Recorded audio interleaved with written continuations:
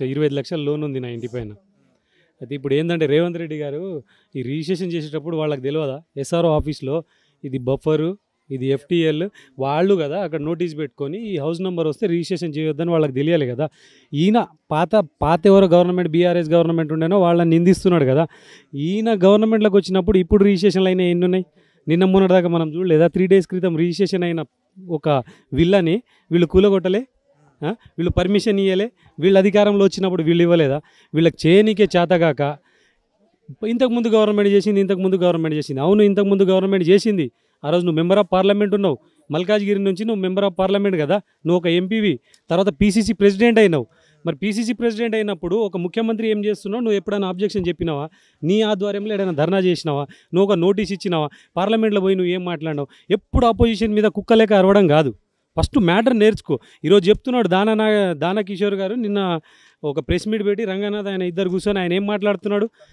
Commissioner Ranganath, దానా కిషోర్ మూసి river front డెవలప్మెంట్కి కార్పొరేషన్కి సంబంధించిన పర్సన్ కదా. దానా కిషోర్ ఏం మాట్లాడుతున్నాడు? ఎందుకంటే వాళ్ళకి కరెక్ట్ గైడ్లైన్స్ లేదు. క్లియర్గా ఉన్నవాళ్ళు ఎట్లా మాట్లాడతారంటే కరాఖండిగా మాట్లాడతారు. వాళ్ళు ఏమైనా మాట్లాడాలంటే భయపడుతున్నారు. నిన్న దానా కిషోర్ చెప్పిన మాట ఏంది? ఇది సీఎం గారి డ్రీమ్ ప్రాజెక్ట్ అన్నాడు. అవునండి, సీఎం గారి డ్రీమ్ ఆయన అన్నాడు, ఇప్పటికీ మీడియాలో ఉంది ఆయన కళ. ఇప్పుడు సీఎం గారి డ్రీమ్ ప్రాజెక్ట్ కోసము మా డ్రీమ్ హోమ్స్ని మేము ఎందుకు త్యాగం చేస్తామంటున్నాను నేను సీఎం రేవంత్ రెడ్డి గారిని. మీ డ్రీమ్ ప్రాజెక్ట్ అది తెలంగాణ కోసం అని నువ్వు అంటలేవు. తెలంగాణని ఎన్ని టీఎంసీలో నీళ్ళు ఇస్తావు నువ్వు? దీంట్లో తాగానికే వాటర్ ఇస్తావా? మూసీ నది నుంచి నువ్వు ఏమైనా రైతులకు తాగునీరు ఏమైనా ఇవ్వగలుగుతావా? దీనివల్ల ఉన్న ఉపయోగం ఏంది నువ్వు చెప్పు? డ్రీమ్స్ నువ్వు పెట్టుకుంటే చాలా? మాకు లేవా డ్రీమ్స్? మేము రూపాయి కూడా పెట్టుకొని ఇటుకే పెట్టి ఇల్లు కట్టుకున్నాము. మాకు ఎన్ని డ్రీమ్స్ ఉంటాయి? నువ్వు ఉన్న ఒక్కొనికే నీకు అంత పెద్ద డ్రీమ్ ఉంటే మరి మేము లక్షల మంది రోడ్ల మీద ఆర్తనాదాలు పెట్టుకుంటున్నాం, నీకు పట్టించుకోవట్లేదా? కనీసం నీ దాకా వస్తుందా లేదా? నీకు సోయి ఉందా లేదా? స్టేజ్ మీద నీ మనవాడు డ్యాన్స్ చేస్తుంటే నువ్వు చూసి మురిసినవా లేదా? నీకు కొడుకులు అయితే లేరు. స్టేజ్ మీద డ్యాన్స్ చేసినప్పుడు నీ మనవాడిని చూసి నువ్వు మురిసినప్పుడు మా పిల్లలు రాత్రి పడుకునేటప్పుడు డాడీ ఇల్లు పోతుందా అని అడుగుతున్నారు. మేమేం సమాధానం చెప్పాలంటున్నా? చిన్నపిల్లలు డాడీ మన ఇల్లు పోతుందా అని అడుగుతున్నారు. పెద్దళ్ళు ఇట్లాంటి సీనియర్ సిటిజన్ ఏమంటున్నారు? వయసు అంతా అయిపోయింది, ఇప్పుడు ఏడికి పోయి బతుకుతామని అంటారు. ఇప్పుడు ఒక ఇంటికి ఒక ఇల్లు పక్కనే ఇల్లు కట్టేటప్పుడు, ఈ ఇంటి పక్కన ఇంకో ఇల్లు కట్టేటప్పుడు చిన్న ఇటుకే ముక్క పడితేనో చిన్నగా డ్యామేజ్ అయితేనే మనం పక్కలతోనే కిరికిరిలు పెట్టుకుంటాం. అట్లాంటిది మేము బతుకుండగానే మా కళ్ళ ముందు మా ఇంటికి నువ్వు జేసీబీ పెడతా అంటున్నావు కదా. నువ్వు మా ఇంటి ముందు జేసీబీ పెడతా అంటున్నావు. మాలాంటి వయసులో ఉన్నవాళ్ళమైతే తట్టుకుంటాం, కానీ ఇట్లాంటి పెద్దవాళ్ళు ఇంటికి జేసీబీ కళ్ళ ముందు కూల్చోబెడుతుంటే ఒప్పుకుంటారు. అధికారులు వచ్చారు కదండి ఇక్కడికి సర్వే చేయడానికి, అప్పుడు మీరు మాట్లాడారు వాళ్ళతో? మాట్లాడామండి, చెప్తున్నా కదా. ఏ విషయాలు చెప్తున్నారు? లేదండి, వాళ్ళు మార్కింగ్ కోసం వచ్చారనుకోండి, 2 మంచి మాటలు చెప్పుకొని వాళ్ళ పని వాళ్ళు చేసుకొని పోతున్నారు. ఎందుకంటే వాళ్ళకి క్లియర్గా డైరెక్షన్ లేదు, వాళ్ళకి క్లారిటీ లేదండి. మీకు ఒకటి తెలుసో లేదో, ఇప్పటి వరకు మూసీకి డిపిఆర్ లేదు, డీటెయిల్ ప్రాజెక్ట్ రిపోర్ట్ అనేది ఒకటి ప్లాన్ అనేది లేదు.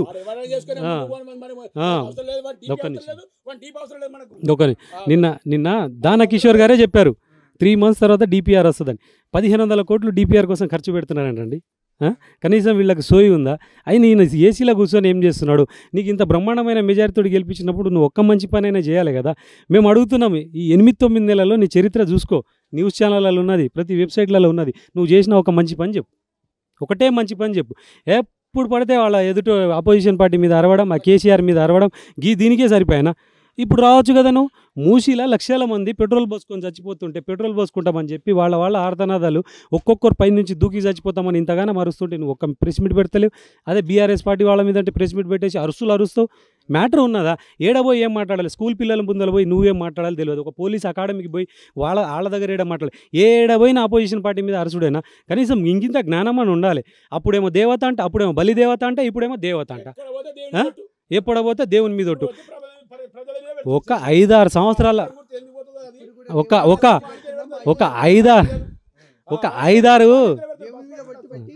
5-6 సంవత్సరాల పోరోనికి కూడా రాజకీయం అంటే ఏందో నేర్పించిందంటే అది రేవంత్ రెడ్డి గారే నేర్పించారు. మీరు ఒకటి గుర్తుపెట్టుకోండి, వచ్చుడు మర్చిపోవాలా. నేను చెప్తున్నా, ఎవరైనా ఒక్కొక్క మెట్టు పైకి ఎదుగుతారు. ఇప్పుడు ఈయన సీఎం అయిండు కదా, నెక్స్ట్ ఇంకోసారి సీఎం కావడానికి ప్రయత్నం చేయాలి. కానీ ఈయన రిటర్న్ టు హోమ్, నెక్స్ట్ జెడ్పీటీసీకి పోతున్నాడు ఈయన. ఇప్పటికిప్పుడు బై ఎలక్షన్ వచ్చినా ఈయనకు వచ్చేదేం లేదు, ఒరిగేదేం లేదు. ఈయన పక్కా ప్లానింగ్ తోటి ఉన్నాడు. వాళ్ళ తమ్ముడు అక్కడ ఎఫ్టీఎల్లో వచ్చినందుకు ఏం చేసిండంటే రెవెన్యూ డిపార్ట్మెంట్తో నోటీస్ ఇప్పించిండు. రెవెన్యూ ఇంకో మ్యాటర్, ఇంకా నోటీసులు కూడా ఇవ్వలేదు కదా. ఈ నోటీస్ గురించి ఒక విషయం చెప్తా. రంగనాథ్ గారు చెప్పిందే, రంగనాథ్ గారు ఏం చెప్తున్నారు? నోటీస్ మేము ఇవ్వట్లేదు అంటున్నారు. మీరు ఇది పాయింట్అవుట్ చేయండి. రంగనాథ్ ఏం చెప్తున్నారు? మేము నోటీస్ ఇవ్వట్లేదు అంటున్నాడు. మరి నువ్వు దేని బేస్ మీద కూలగొడుతున్నావు? సోయి ఉందా? నువ్వు మంచి ఆఫీసర్వి, నువ్వు వరంగల్లో చేసిన దాన్ని బట్టే నేను ఇక్కడ తీసుకొచ్చి పెట్టిండొచ్చు. నువ్వు మరీ మానం లేకుండా మరీ తెలివి లేకుండా ఎట్లా పనిచేస్తావు? నీ మీద ఇప్పుడు ప్రెజర్ వచ్చింది అనుకో, రాత్రికల్లా నేను ట్రాన్స్ఫర్ చేసి ఇడికెళ్ళి దొబ్బేస్తారు. ఇక్కడ భరించేది మేము కదా. నువ్వు ఏ నోటీస్ని బేస్ చేసుకొని కూలగొడుతున్నావు అని చెప్పేసి నువ్వు ప్రెస్ మీట్ పెట్టి ఆన్సర్ పెట్టు. నువ్వు ప్రతిసారి చెప్పేది ఏంది? ఆల్రెడీ దీని మీద నోటీస్ ఉంది. నోటీసులు ఇచ్చిన కొన్ని రోజులు ఉంచి, అంటే సారీ, ఖాళీ చేయడానికి టైం ఇచ్చి దాని తర్వాత మేము అటాక్ చేస్తామని చెప్తున్నారు. ఈయన ఏమంటున్నాడు అంటే మేము నోటీస్ ఇవ్వమంటున్నాడు. మేము నోటీస్ ఇవ్వము, రెవెన్యూ డిపార్ట్మెంట్ వాళ్ళు నోటీస్ ఇస్తారు. అవునరా భయ్, నువ్వు నోటీస్ ఇవ్వనప్పుడు నీకు యాక్షన్ చేసుకునే అధికారం నీకు లేదు కదా. ఒక రెవెన్యూ డిపార్ట్మెంట్ నోటీస్ ఇచ్చినప్పుడు ఆడు కోర్టుకే పోతాడు. కోర్టుకు పోవడం మా హక్కు భయ్, రాజ్యాంగం మాకు ఇచ్చిన హక్కు. నువ్వెవడరా కాలరానికి? ఇప్పుడు రంగనాథ్ గారికి చెప్తున్నా, ఈ ల్యాండ్ రిజిస్ట్రేషన్ చేసినప్పుడు మరి రెవెన్యూ డిపార్ట్మెంటే కదా. ఇప్పుడు తప్పు ఎవడు చేసిండు? రెవెన్యూ డిపార్ట్మెంట్ చేసింది. తప్పు ఎవడు చేసిండు? తెలంగాణ గవర్నమెంట్ చేసింది కదా. మేము అక్రమంగా ఒక్కడొచ్చి కట్టుకుంటాడండి. వేలాది ఇండ్లు, లక్షలాది ఇండ్లు మూసి నువ్వు అటు ఇటు తీస్తా అంటున్నావు. అందరు అక్రమంగా వచ్చి కట్టుకున్నారా? నీకేమైనా సోయి ఉన్నదా? ఈరోజు నువ్వు రిజిస్ట్రేషన్ చేస్తేనే కానీ నీ పేపర్లు పట్టుకునే కదా మేము ఇంట్లోకి వచ్చినాం. నువ్వు ఇచ్చిన పర్మిషన్తోనే కదా ఇల్లు కట్టుకున్నాం. నువ్వు ఇచ్చిన ప్రాపర్టీ ట్యాక్స్ వైజ్గానే కదా మేము ట్యాక్స్ కడుతున్నాం. మరి తప్పు నువ్వు చేసినప్పుడు మేమెందుకు శిక్ష అనుభవించాలి అంటున్నా. ఇప్పుడు కొన్ని దగ్గర నేను 10,000 అప్పు తీసుకుంటానండి, వాడు స్ట్రాంగ్ పేపర్ రాపించుకుంటాడు, నేను ఇయ్యను, వాడు సివిల్ కోర్టుకి ఆశ్రయిస్తాడు. అవునా కదా? నేను అనుభవించాలి కదా. ఇప్పుడు వాడు సివిల్ కోర్టు పోయే రైట్స్ వానికి ఉన్నాయా లేవా? ఇప్పుడు నువ్వు తప్పు చేసినావు, రిజిస్ట్రేషన్ చేసి తప్పు చేసి నువ్వైతే శిక్ష మేమెందుకు అనుభవించాలి? నువ్వేమంటున్నావు? నీ అధికారుల్ని మేము సస్పెండ్ చేస్తాం, వాళ్ళ మీద యాక్షన్ తీసుకుంటావు. అవునన్నా, సస్పెండ్ చేసుకుంటావు. రేవంత్ అన్న, రంగనాథ్ అన్న, మీరు సస్పెండ్ చేసుకుంటావు. సస్పెండ్ చేసుకుంటే నన్ను క్రిమినల్ చర్య తీసుకుంటారా? వానికి ఏమైనా ఉరి శిక్ష చేస్తారా? యావజీవ శిక్ష చేస్తారా? మీరు సస్పెండ్ 3 months చేస్తారండి, 6 months చేస్తారు. వాడు మళ్ళీ వచ్చి యాజ్ ఈజ్గా డ్యూటీలో జాయిన్ అవుతాడు కదా. ఇక్కడ కూల కొట్టిన ఈ పెద్ద నీళ్ళు మళ్ళీ 6 నెలల తర్వాత వస్తుందా? 6 నెలల తర్వాత నువ్వు చేసిన తప్పుకి మళ్ళీ 6 months తర్వాత ఒక గవర్నమెంట్ మళ్ళీ 6 months తర్వాత వాడు వచ్చి డ్యూటీ ఎక్కుతాడు. మాకు ఇల్లు ఎక్కడ దొరుకుతుంది తర్వాత అంటున్నా. నీకు నోటీస్ ఇచ్చే అధికారం మరి మీకు స్థలాలు ఇస్తాను, డబుల్ బెడ్రూమ్స్ ఇస్తాను అంటున్నారు కదా. చెప్తా ఈ విషయం. డబల్ బెడ్రూమ్స్ అంటున్నారు. డబల్ బెడ్రూమ్ మొత్తం తెలంగాణ కట్టింది 1,00,000 డబల్ బెడ్రూమ్లు. దాంట్లో 69,000 ఆల్రెడీ ఇచ్చేసిరు. దాంట్లో ఉన్నదెంత? 28,000-29,000 డబల్ బెడ్రూమ్లు ఉన్నాయి. అవి కూడా సెమీ కన్స్ట్రక్షన్లు ఉన్నాయి. అవి కంప్లీట్ కాలే, ఇప్పటికీ కూడా కంప్లీట్ కాలే. ఎందుకంటే వీళ్ళు కంప్లీట్ చేసింది అప్పుడు విడతలవాదిగా వీళ్ళు ఇచ్చేసిరు. ఈరోజు కూడా హరీష్ రావు గారు వచ్చి ఈడ అందరితో మూసి పరివాహక ప్రాంతాల వాళ్ళతో ఒక మీటింగ్ పెట్టి ఈరోజు అందరినీ ఓదార్పుగా వస్తే ఆయన చెప్పింది ఏంది? అస్సలు ఇక్కడ డబల్ బెడ్రూమ్ ఇండ్లే లేవు. 15,000 ఏదైతే చెప్తున్నారో ఇది పచ్చి అబద్ధం అంటున్నారు. దానికి సమాధానం చెప్తాడా? పొన్నం ప్రభాకర్ గారు మలక్పేటలో ఒక డబల్ బెడ్రూమ్లో ఎన్ని ఇండ్లు ఖాళీ ఉన్నాయని చెప్పేసి నువ్వు కనుక్కోవడానికి పోయినప్పుడు నీ మీద ఎట్లా తిరిగిపడరు అక్కడ పబ్లిక్ తెలియదా?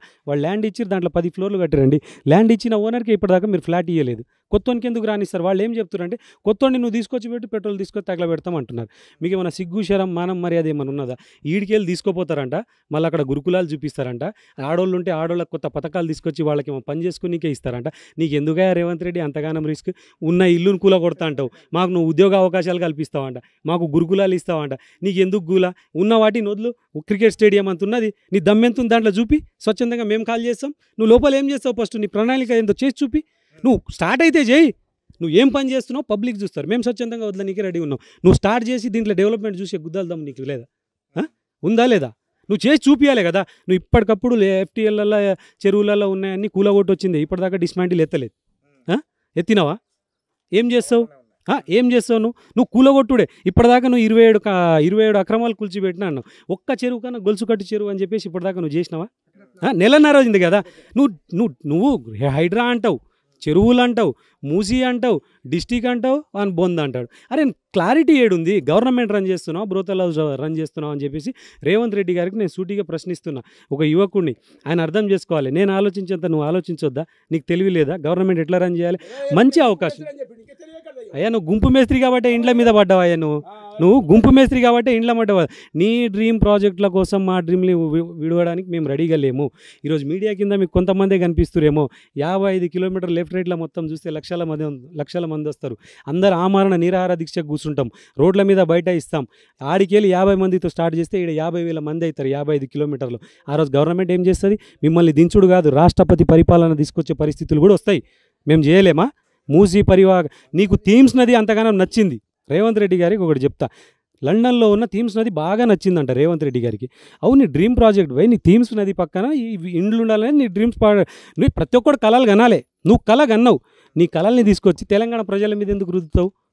నువ్వు ఏం డెవలప్మెంట్ చేసి నువ్వు ఏం డెవలప్మెంట్ చేసిందేం లేదు. థీమ్స్ నది నచ్చింది నీకు. థీమ్స్ నది నచ్చినప్పుడు మాకు నచ్చలే భయ్. థీమ్స్ నది లండన్లో ఉంది.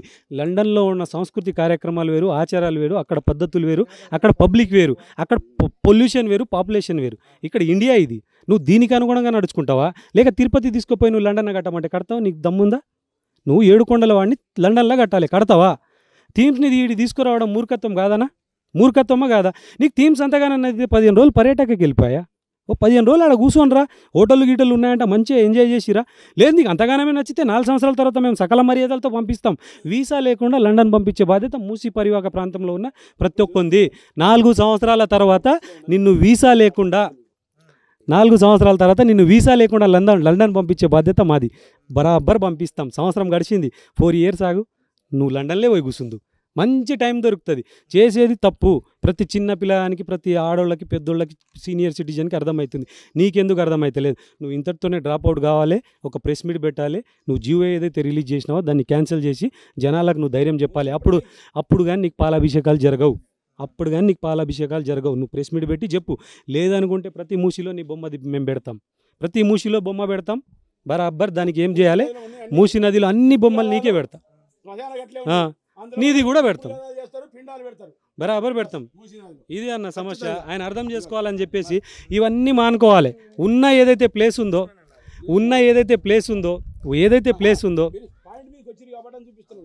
నిన్న మీరు ఆడ చూసింది కాదు, ఇక్కడ పాయింట్ మీద భూమి మీద కాడికి వచ్చిర్రు అని చెప్పి చూపించుడు. ఇగో ఇది మూసినది సార్, ఇది ఐదర్శకోట, ఇది అక్కడ బాధకు.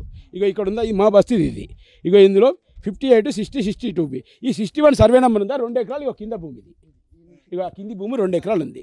సరే ఇది పట్టలేదు మూసి అన్నప్పుడు ఈ మార్కింగ్ అనేది ఇట్లా పోయి ఇట్లా తిరగలనా, వీడికి ఇట్లా చేస్తాడట. వాడు ఏడ కూర్చొని తీసుకుండేవాడు కంప్యూటర్లో ఏలాగే కొడుకు వేసిండు మార్కింగ్ అని. ఇగో ఇట్లా పోయి ఇట్లా బస్తీలకే తీసిండు. మరి ఇక్కడ వంకలు ఉన్నప్పుడు వాగుకు వంకలు ఉంటాయి, నీళ్ళకు వంకలు ఉన్నాయా? వాగుకు వంకలు ఉన్నాయి కదా, నీళ్ళకు వంకలు ఉన్నాయా? లేవు. నీ మార్కింగ్ కూడా వంకరనే తిరగాలి కదా, నీది వంకర బుద్ధి కదా. ఇప్పుడు మీకు ఏమేమి కావాలో అవన్నీ ఇచ్చి అవి కావాలంటారు. అప్పుడు మీరు ఒప్పుకుంటారా? వాడు ఇచ్చేదేముంది? మాకేమొద్దు, మా పథకాలు వద్దు, మాకేదొద్దు. ఈ 5 ఏళ్ళ దాకా మా బస్సులు కూడా ఎక్కదలుచుకోలేము. మేము ఎక్కడికైనా పోవాలి కానీ డీసీఎంలో కట్టుకొని పోతున్నాము. ఏదైనా పోనా ఆటోలో పోతున్నాం, మేము బస్సులో కూడా ఎక్కలేము. ఫ్రీ బస్ ఎక్కితే బాగుండదని చెప్పి.